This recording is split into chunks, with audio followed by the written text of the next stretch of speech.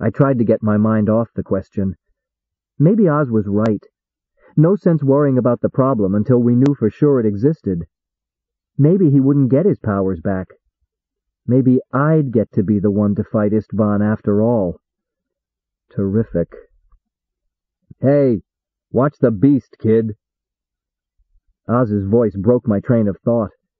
We were leading the war unicorn between us, and the beast chose this moment to act up. It nickered and half-reared, then planted its feet and tossed its head. Steady. Ow! Oz extended a hand trying to seize its bridle and received a solid rap on the forearm from the unicorn's horn for his trouble.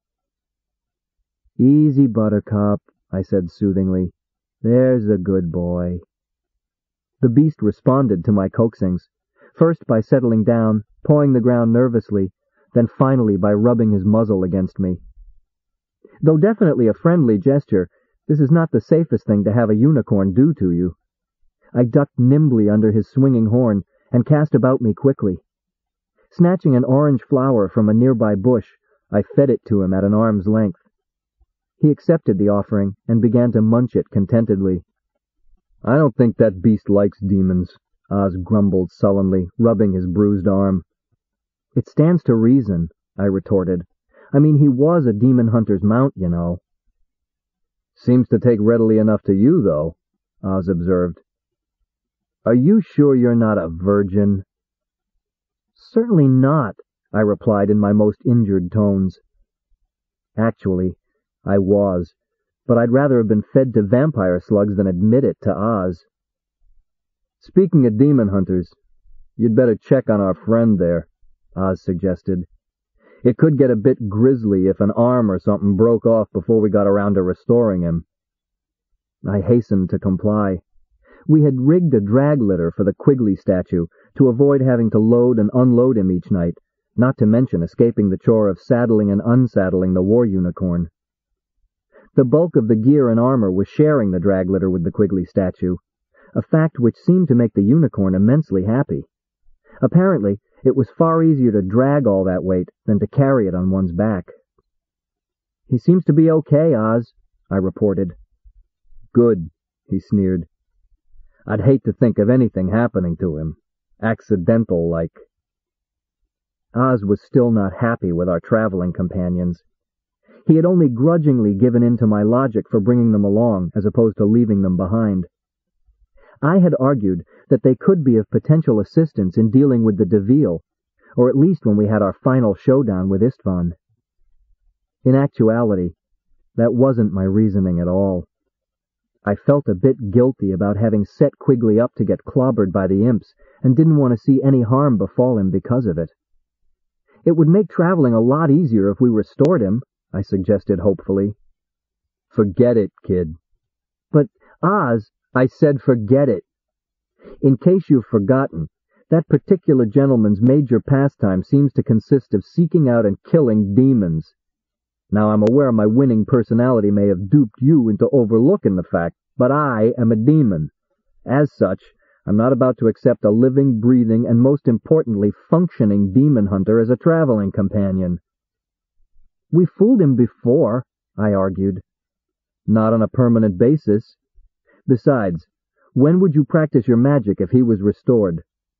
Until we meet with the Deville, you're still our best bet against Istvan. I wished he would stop mentioning that. It made me incredibly uncomfortable when he did. Besides, I couldn't think of a good argument to it.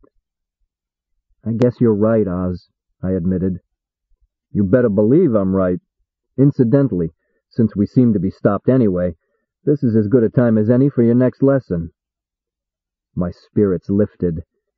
Besides my natural eagerness to extend my magical abilities, Oz's offer contained an implied statement that he was pleased with my progress so far in earlier lessons. Okay, Oz, I said, looping the unicorn's reins around a nearby bush. I'm ready. Good, smiled Oz, rubbing his hands together. Today, we're going to teach you to fly. My spirits fell again. Fly? I asked. That's what I said, kid. Fly. Exciting, isn't it? Why? What do you mean, why? Ever since we first cast jealous eyes on the creatures of the air, we've wanted to fly. Now you're getting a chance to learn. That's why it's exciting. I meant, why should I want to learn to fly? Well, because everybody wants to fly. I don't, I said emphatically. Why not? I'm afraid of heights, for one thing, I answered. That isn't enough reason to not learn, Oz scowled. Well, I haven't heard any reasons yet as to why I should, I scowled back at him. Look, kid, Oz began coaxingly, it isn't so much flying as floating on air. The distinction escapes me, I said dryly. Okay, kid, let me put it to you this way. You're my apprentice, right? Right, I agreed suspiciously. Well, I'm not going to have an apprentice that can't fly, get me? He roared. All right, Oz. How does it work? I knew when I was beaten. That's better. Actually, it doesn't involve anything you don't already know. You know how to levitate objects, right? I nodded slowly, puzzled. Well, all flying is levitating yourself. How's that again? Instead of standing firm on the ground and lifting an object, you push against the ground with your will and lift yourself. But if I'm not touching the ground, where do I draw my power from? From the air. Come on, kid, you're a magician, not an elemental. What's an elemental? Forget it. What I meant was you aren't bound to any of the 4 elements. You're a magician. You control them, or at least influence them, and draw your power from them. When you're flying, all you have to do is draw your power from the air instead of the ground. If you say so, Oz, I said doubtfully. Okay, first, locate a force line. But we left it when we started off to see the DeVille, I argued. Kid, there are lots of force lines. Just because we left one of the ground force lines doesn't mean we're completely out of touch. Check for a force line in the air. In the air? Believe me, kid, check. I sighed and closed my eyes. Turning my face skyward, I tried to picture the 2-headed spear. At first I couldn't do it, then realized with a start I was seeing a spear, but a different spear. It wasn't as bright as the last spear had been, but glowed softly, with icy blues and whites. I think I've got one, Oz, I gasped. It's blue and white, right? Oz sneered sarcastically. Yes, but it's not as bright as the last one. It's probably further away. Oh well, it's close enough for you to draw energy from. Well, give it a try, kid. Hook into that force line and push the ground away. Slowly now. I did as I was instructed, reaching out with my mind to tap the energies of that icy vision. The surge of power I felt was unlike any I had experienced before. Whereas before, when I summoned the power, I felt warm and swollen with power. This time I felt cool and relaxed. The power flow actually made me feel lighter. Push away, kid, came Oz's voice. Gently. Lazily, I touched the ground with my mind, only casually aware of the curious sensation of not physically feeling anything with my feet. Open your eyes, kid. Adjust your trim. Oz's voice came to me from a strange location this time. Surprised, my eyes popped open. I was floating some 10 feet above the ground at an angle that was rapidly drifting toward a horizontal position. I was flying. The ground came at me in a rush. I had one moment of dazed puzzlement before it slammed into me with jarring reality. I lay there for a moment, forcing air back into my lungs and wondering if I had broken anything. Are you okay, kid? Oz was suddenly looming over me. What happened, anyway? I was flying. I forced the words at last. Yeah. So? Oh, I get it. You were so surprised you forgot to maintain the energy flow, right? I nodded, unable to speak. Of all the Look, kid, when I tell you you're gonna fly, believe it. But don't butt me. Either you believe in me as a teacher or you don't. There's no buts about it. I'm sorry, Oz. I was getting my breath back again. Didn't mean to jump on you like that, kid, but you half scared me to death with that fall. You've got to understand, we're starting to get into some pretty powerful magic now. You've got to expect them to work. A surprise break like that last one with the wrong thing could get you killed. Or me, for that matter. I'll try to remember, Oz. Shall I try it again? Just take it easy for a few minutes, kid. Flying can take a lot out of you, even without the fall. I closed my eyes and waited for my head to stop whirling. Oz, I said finally. Yeah, kid? Tell me about Perv. What about it? It just occurred to me, those imps seemed scared to death when they realized you were a pervict. What kind of reputation does your dimension have? Well, he began, Perv is a self-sufficient, standoffish dimension. We may not have the best fighters, but they're close enough that other dimension travelers give them lots of room. Technology and magic exist side by side and are intertwined with each other. All in all, it makes a pretty powerful little package. But why should anyone be afraid of that? As I said, Perv has a lot going for it. One of the side effects of success is an abundance of hangers-on. There was a time when we were close to being swamped with refugees and immigrants from other dimensions. When they got to be too much of a nuisance, we put a stop to it. How? I pushed. First, we took the non-contributing outsiders and ran them out. Then, for an added measure of insurance, we encouraged the circulation of rumors of certain antisocial attitudes of Pervex toward those from other dimensions. What kind of rumors? Oh, the usual. That we eat our enemies, torture folks for amusement, and have sexual practices that are considered dubious by any dimension's standards. Folks aren't sure how much is true and how much is exaggeration, but they're none too eager to find out firsthand. How much of it is true, Oz? I asked, propping myself up on one elbow. He grinned evilly at me.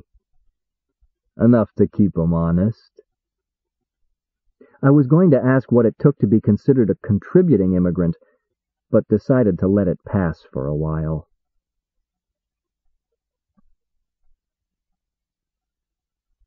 Chapter 11. One of the joys of travel is visiting new towns and meeting new people. Genghis Khan. Ah, what a shining example of civilization, chortled Oz exuberantly as he peered about him, delighted as a child on his first outing. We were sauntering casually down one of the lesser-used streets of Twixt. Garbage and beggars were strewn casually about, while beady rodent eyes, human and inhuman, studied us from the darkened doors and windows. It was a cluster of buildings crouched around an army outpost, which was manned more from habit than necessity. The soldiers we occasionally encountered had degenerated enough from the crisp recruiting poster model that it was frequently difficult to tell which seemed more menacing and unsavory, the guards or the obviously criminal types they were watching. If you ask me, it looks more like mankind at its worst, I mumbled darkly. That's what I said, a shining example of civilization. There wasn't much I could say to that, not feeling like getting baited into another one of Oz's philosophical lectures. Oz, is it my imagination, or are people staring at us? Relax, kid. In a town like this, the citizens will always instinctively size up a stranger. They're trying to guess if we're victims or victimizers. Our job is to make sure they think we're in the second category. To illustrate his point, he suddenly whirled and crouched like a cat, glaring back down the street with a hand on his sword hilt. There was sudden movement at the windows and doorways as roughly a dozen half-seen forms melted back into the darkness. One figure didn't move. A trollop, leaning on a windowsill, her arms folded to display her ill-covered breasts, smiled invitingly at him. He smiled and waved. She ran an insolent tongue-tip slowly around her lip and winked broadly. Oz? Yeah, kid, he replied without taking his eyes from the girl. I hate to interrupt, but you're supposed to be a doddering old man, remember? Oz was still disguised as Garkin, a fact which seemed to have momentarily slipped his mind. Oh, yeah, I guess you're right, kid. It doesn't seem to bother anybody else, though. Maybe they're used to feisty old men in this town. Well, could you at least stop going for your sword? That's supposed to be our surprise weapon. Oz was wearing the assassin's cloak now, which he quickly pulled forward again to hide his sword. Will you get off my back, kid? Like I said, nobody seems to be paying any attention. Nobody? I jerked my head pointedly toward the girl in the window. Her? She's not paying any more attention to us than she is anyone else on the street. Really? Well, if she is, it's more because of you than because of me. Me? Come on, Oz. Don't forget, kid, you're a pretty impressive person now. I blinked. That hadn't occurred to me. I had forgotten I was disguised as Quigley now. We had hidden the demon hunter just outside of town. Well, actually, we buried him. I had been shocked by the suggestion at first, but as Oz pointed out, the statue didn't need any air, and it was the only surefire way we had of ensuring he wouldn't be found by anyone else. Even the war unicorn following us, now fully saddled and armored, didn't help me keep my new identity in mind. We'd been traveling together too long now. I suppose I should have gotten some satisfaction from the fact I could now maintain not only one, but two disguises without consciously thinking about it. I didn't. I found it unnerving that I had to remember other people were seeing me differently than I was seeing myself. I shot a glance at the trollop. As our eyes met, her smile broadened noticeably. She displayed her increased enthusiasm by leaning further out the window until I began to worry about her falling out, of the window or her dress. What did I tell you, kid? Oz slapped me enthusiastically on the shoulder and winked lewdly. I'd rather she was attracted to me, for me as I really am, I grumbled darkly. The price of success, kid, Oz responded philosophically. Well, no matter. We're here on business, remember? Right, I said firmly. I turned to continue our progress and succeeded only in whacking Oz soundly in the leg with my sword. Hey, watch it, kid. It seemed there was more to this sword-carrying than met the casual eye. Sorry, Oz, I apologized. This thing's a bit point-heavy. Yeah? How would you know? My comrade retorted. Well, you said. I said? That won't do it, kid. What's point-heavy for me may not be point-heavy for you. Weapon balance is a personal thing. Well, I guess I'm just not used to wearing a sword, I admitted. It's easy. Just forget you're wearing it. Think of it as part of you. I did. That's when I hit you. We'll go into it more later. Out of the corner of my eye, I could still see the trollop. She clapped her hands in silent applause and blew me a kiss. I suddenly realized she thought I had deliberately hit Oz, a premeditated act to quell a rival. What's more, she approved of the gesture. I looked at her again, more closely this time. Maybe later I'd give Oz the slip for a while, and... We've got to find Frumple. Oz's voice interrupted my wandering thoughts. Oh. How, Oz? Through guile and cunning. Watch this, kid. So saying, he shot a quick glance up and down the street. A pack of 3 urchins had just rounded the corner, busily engaged in a game of keep-away with one of the group's hat. "Hey!" Oz hailed them. "Where can I find the shop of Abdul, the rug dealer?" "2 streets up and 5 to the left," they called back, pointing the direction. "See, kid? That wasn't hard." "Terrific," I responded, unimpressed. "Now what's wrong, kid?" "I thought we were trying to avoid unnecessary attention." "Don't worry, kid." "Don't worry? We're on our way to meet a DeVille on a supposedly secret mission, and you seem to be determined to make sure everybody we see notices us and knows where we're going." "Look, kid, how does a person normally act when they come into a new town?" "I don't know," I admitted. "I haven't been in that many towns." "Well, let me sketch it out for you. They want to be noticed. They carry on and make lots of noise. They stare at the women and wave at people they've never seen before." "But that's what we've been doing." "Right. Now do you understand?" "No." Oz heaved an exasperated sigh. "Come on, kid, think a minute, even if it hurts. We're acting like anyone else would walking into a strange town, so nobody'll look at us twice. They won't pay any more attention to us than they would any other newcomer.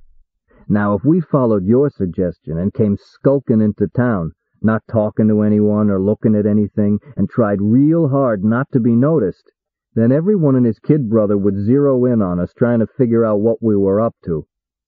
Now do you understand?" I think so." "Good, 'cause there's our target." I blinked and looked in the direction of his pointing finger. There, squatting between a blacksmith's forge and a leatherworker's displays, was the shop. As I said, I was new to city life, but I would have recognized it as a rug merchant's shop, even if it was not adorned with a large sign proclaiming it such. The entire front of the shop was lavishly decorated with colorful geometric patterns, apparently meant to emulate the patterns of the rugs inside. I guess it was intended to look rich and prosperous. I found it unforgivably gaudy. I had been so engrossed in our conversation, I had momentarily forgotten our mission. With the shop now confronting us at close range, however, my nervousness came back in a rush. "What are we going to do, Oz?" "Well, first of all, I think I'm going to get a drink." "A drink?" "Right. If you think I'm going to match wits with a DeVille on an empty stomach, you've got another think coming." "A drink," I repeated, but Oz was gone, striding purposefully toward a nearby tavern. There was little for me to do but follow, leading the unicorn. The tavern was a dingy affair, even to my rustic eye. A faded awning sullenly provided shade for a small cluster of scarred wooden tables. Flies buzzed around a cat sleeping on one of the tables. At least, I like to assume it was asleep. As I tied the unicorn to one of the awning supports, I could hear Oz bellowing at the innkeep for 2 of his largest flagons of wine. I sighed, beginning to despair that Oz would never fully adapt to his old man disguise. The innkeeper didn't seem to notice any irregularity between Oz's appearance and his drinking habits, however. It occurred to me that Oz might be right in his theories of how to go unnoticed. City people seem to be accustomed to loud, rude individuals of any age. "Sit down, kid," Oz commanded. "You're making me nervous, hovering around like that." "I thought we were going to talk with the DeVille," I grumbled, sinking into a chair. "Relax, kid. A few minutes one way or the other won't make that much difference. Besides, look." A young, well-dressed couple was entering the rug shop. "See? We couldn't have done any business anyway, at least not until they left. The kind of talk we're going to have can't be done in front of witnesses." "Ah!" The innkeeper had arrived, clinking 2 flagons of wine down on the table in a lackluster manner. "About time," Oz commented, seizing a flagon in each hand and immediately draining one. "Aren't you going to have anything, kid?" A toss of his head, and the second flagon was gone.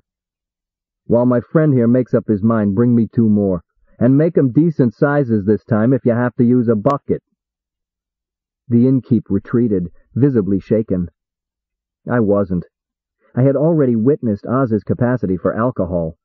Astounding in an era noted for heavy drinkers. What did vex me a bit was that the man had departed without taking my order. I did eventually get my flagon of wine, only to find my stomach was too nervous to readily accept it. As a result, I wound up sipping it slowly. Not so Oz. He continued to belt them down at an alarming rate. For quite some time he drank. In fact, we sat for nearly an hour, and there was still no sign of the couple who had entered the shop. Finally, even Oz began to grow impatient. "I wonder what's taken them so long," he grumbled. "Maybe they're having trouble making up their mind," I suggested. "Come on, kid, the shop's not that big. He can't have too large a selection." He downed the last of his wine and stood up. "We've waited long enough," he declared. "Let's get this show on the road." "But what about the couple?" I reminded him. "We'll just have to inspire them to conclude their business with a bit more speed." That had a vaguely ominous ring to it, and Oz's toothy grin was additional evidence that something unpleasant was about to happen. I was about to try to dissuade him, but he started across the street with a purposeful stride that left me standing alone. I hurried to catch up with him, leaving the unicorn behind in my haste. Even so, I was unable to overtake him before he had entered the shop. I plunged after him, fearing the worst. I needn't have worried. Except for the proprietor, the shop was empty. There was no sign of the couple anywhere. Chapter 12. First impressions are of major importance in business matters. J. Pierpont Finch. "May I help you, gentlemen?" The proprietor's rich robes did not successfully hide his thinness. I'm not particularly muscular, as skeeved, that is, but I had the impression that if I struck this man, he wouldn't bruise. He'd shatter. I mean, I've seen skinny men before, but he seemed to be a skeleton with a too small skin stretched over the bones. "We'd like to talk with Abdul," Oz said loftily. "I am he and he is I," recited the proprietor. "You see before you Abdul, a mere shadow of a man pushed to the brink of starvation by his clever customers." "You seem to be doing all right for yourself," I murmured, looking about me. The shop was well stocked, and even my untraveled eye could readily detect the undeniable signs of wealth about.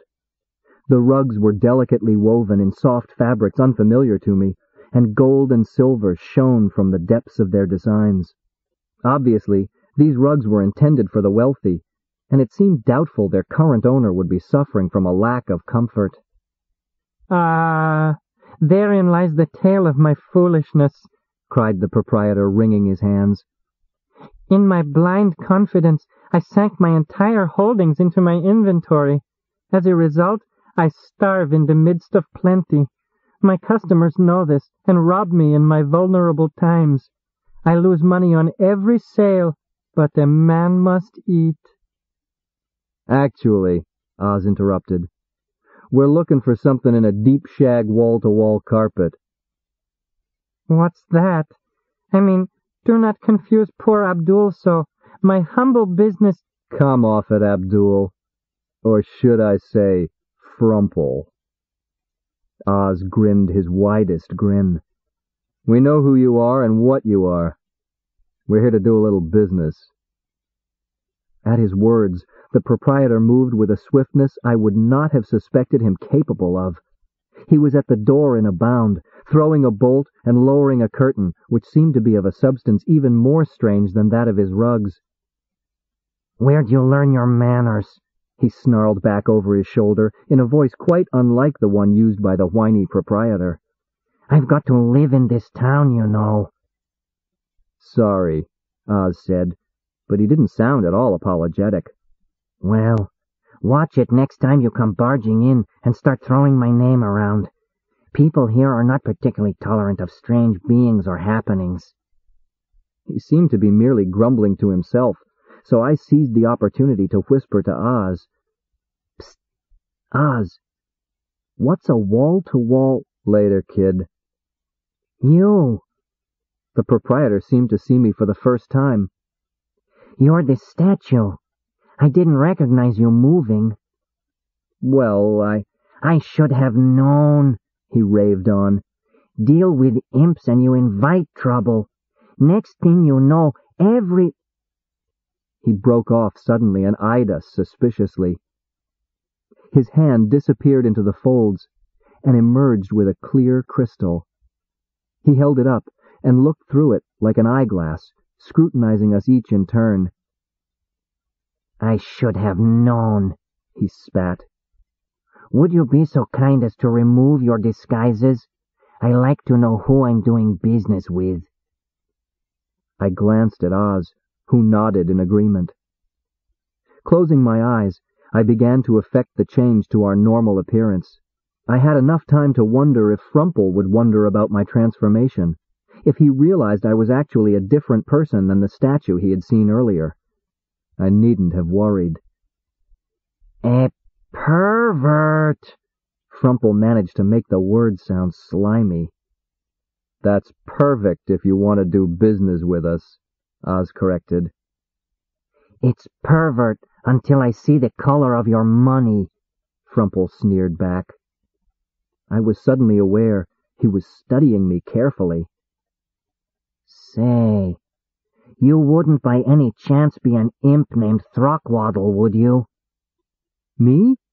No, I'm—" But he was already squinting at me through the crystal again. He grunted, tucking his viewer back in his robe. "I guess you're okay. I'd love to get my hands on that Throckwaddle, though. He's been awfully free spreading my name around lately." "Say, Frumple," Oz interjected. "You aren't the only one who likes to see who he's doing business with, you know?" "Oh, very well, if you insist." I expected him to close his eyes and go to work, but instead he dipped a hand into his robe again. This time he produced what looked like a small hand mirror with some sort of a dial on the back. Peering into the mirror, he began to gently turn the dial with his fingers. The result was immediate and startling. Not merely his face, but his whole body began to change, filling out and taking on a definite reddish hue. As I watched, his brows thickened and grew closer together. His beard line crept up his face as if it were alive, and his eyes narrowed cruelly. Almost as an afterthought, I noted that his feet were now shiny cloven hooves, and the tip of a pointed tail appeared at the bottom hem of his robe. In an impressively short period of time, he had transformed into a devil. Despite all my preparations, I felt the prickle of superstitious fear as he put away the mirror and turned to us again. "Are you happy now?" he grumbled at Oz. "It's a start," Oz conceded. "Enough banter." Frumple was suddenly animated again. "What brings a pervert to Claw? Slumming? And where does the kid fit in?" "He's my apprentice," Oz informed him. "Really?" Frumple swept me with a sympathetic gaze. "Are things really that tough, kid? Maybe we could work something out." "He's quite happy with the situation," interrupted Oz. "Now, let's get to our problem."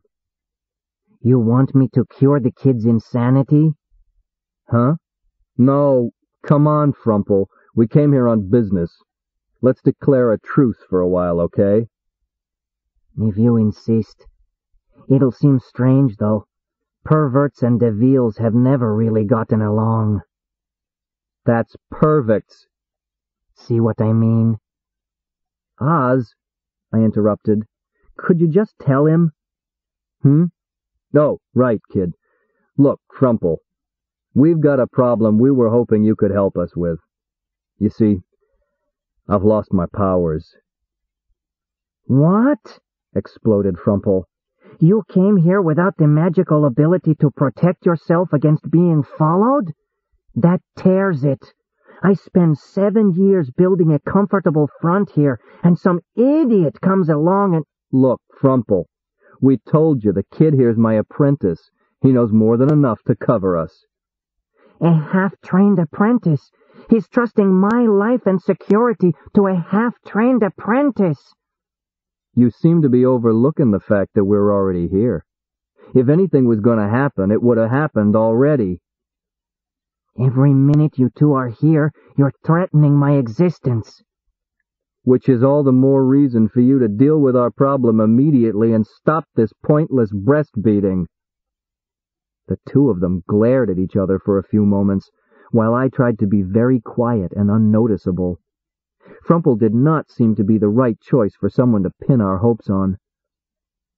Oh, all right, Frumple grumbled at last, since I probably won't be rid of you any other way. He strode to the wall and produced what looked like a length of rope from behind one of the rugs. That's more like it, Oz said triumphantly. Sit down and shut up, ordered our host. Oz did as he was bid, and Frumple proceeded to circle him. As he moved, the DeVille held the rope first this way, then that, sometimes looped in a circle, other times hanging limp. All the while, he stared intently at the ceiling, as if reading a message written there in fine print. I didn't have the faintest idea what he was doing, but it was strangely enjoyable to watch someone order Oz about and get away with it. The DeVille said at last. Yes, I think we can say that your powers are definitely gone. Terrific, Oz growled. Look, Frumple, we didn't come all this way to be told something we already know. You DeVilles are supposed to be able to do anything. Well, do something. It's not that easy, pervert, Frumple snapped back. I need information. How did you lose your powers anyway? I don't know for sure, Oz admitted. I was summoned to Claw by a magician, and when I arrived, they were gone. A magician? Which one? Garkin. Garkin? He's a mean one to cross. Why don't you just get him to restore your powers, instead of getting me involved? Because he's dead. Is that reason enough for you? That makes it difficult. Are you saying you can't do anything? Oz sneered. I should have known. I always thought the reputation of the DeVilles was overrated. Look, pervert, do you want my help or not? I didn't say I couldn't do anything, just that it would be difficult.